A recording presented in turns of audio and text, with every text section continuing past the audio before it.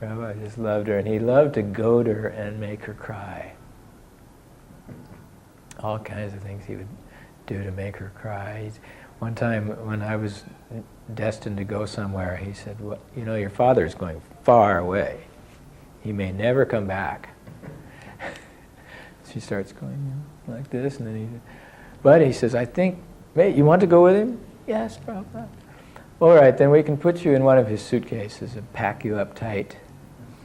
And you may have to travel for several days like that inside the box. And she started crying. So I just burst in laughter.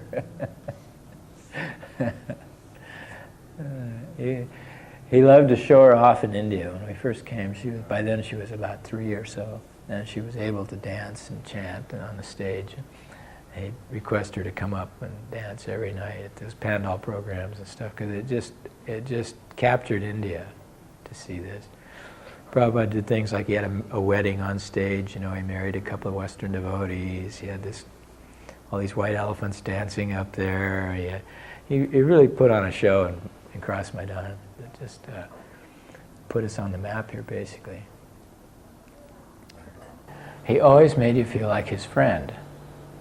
He listened to what you had to say and took your puniest achievements. He overlooked all your glaring outrages and took your puniest achievements and made them very big.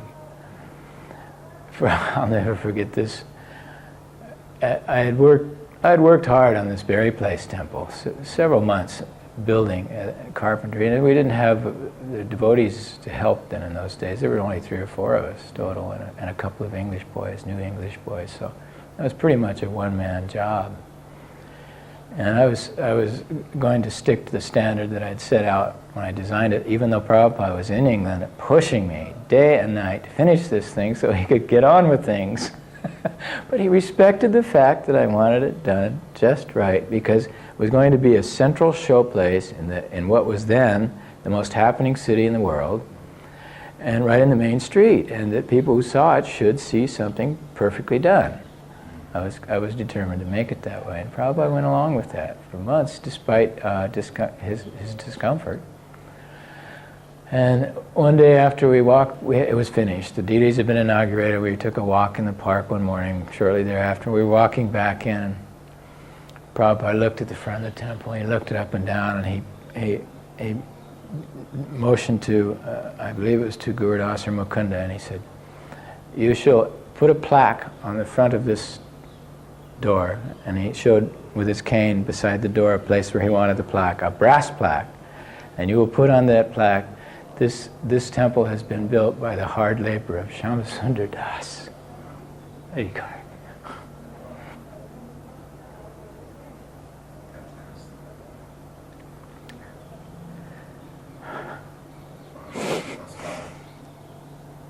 Well, we took this idea of just doing anything we wanted for Krishna, no matter how it might appear outrageous to anyone else. It was very common for us to think something could not be. I mean, there was no such thing as an impossible situation, and we just did everything. And that's a good case in point, because without any building permits, we gutted the whole interior of this building in downtown London. Took out the the first floor story and made it 2 stories high until the building inspectors caught us, Mr. Savage and Mr. Black. Typical English bureaucrats. So they were quite. They'd seen we'd already done it, so they were quite willing to go that extra mile, help us out a little bit, you know. But we had to comply with certain regulations, and these steel beams were going to be very expensive. They had to be 50 or 60 feet long, and it's one single throw, and be I-beams, steel, very heavy. And somehow we had to get them into the ceiling. So, and we had no money. We had no money. So I went to Mick Jagger of Rolling Stones and asked him. He said, "Oh yeah, just have my secretary give you a check." So he bought them.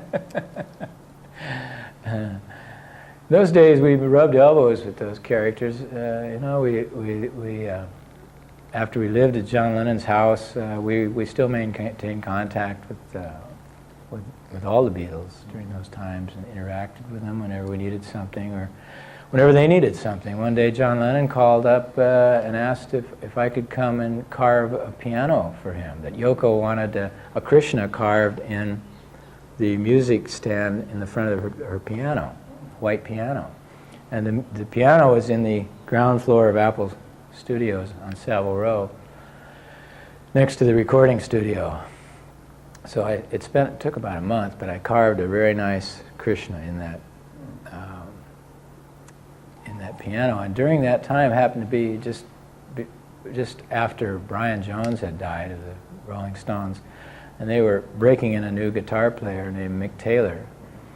And so they borrowed the Apple Studios to bring Mick Taylor up to date on all their songs. So I had live Rolling Stones for a month while I worked.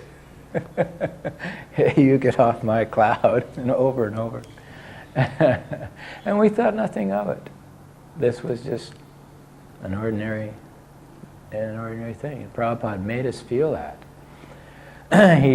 He always appreciated going for the top, going for the highest people, the realms and spheres of influence to accomplish spreading Krishna consciousness, to accomplish the desire of his spiritual master. I'd met George and become his friend, and then subsequently the other devotees, there were only 6 of us, went over to his home and had kirtan one Sunday. And he got into it, so it was such an incredible kirtan, ecstatic kirtan. It went on for hours. There used to be a recording of that. I suppose it's long lost now. But harmonium? George and everybody took turn playing all the instruments. George had a big sit-down white harmonium.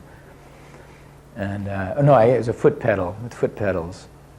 That was his? Yeah, that was his. And that was just after his Maharishi days, and he was all dressed in his Indian clothes. And anyway, so we had this long kirtan. At the end of it, George says, we ought to make a record. Okay. We got together one night soon thereafter and just cut a track, and it became a very big smash.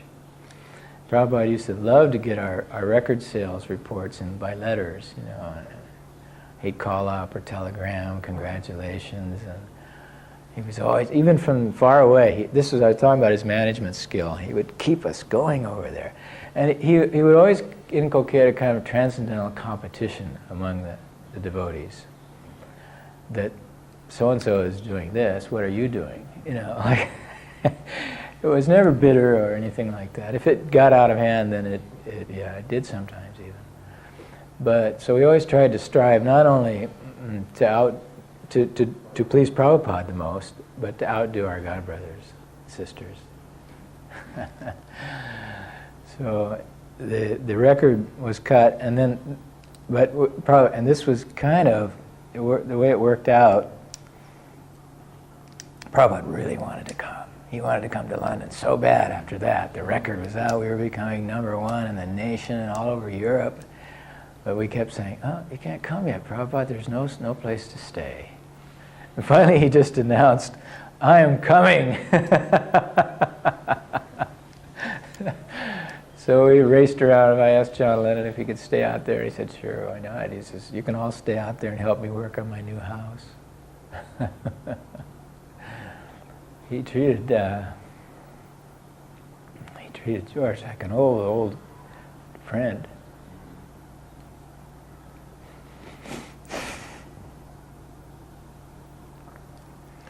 By the way, I spent some time with George this summer. We're talking 1999 now.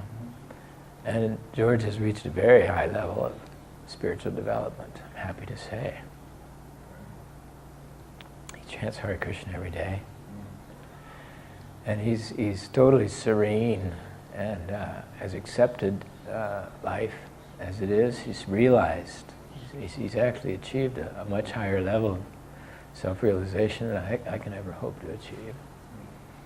He's peaceful and serene to a degree that only is rare in a person.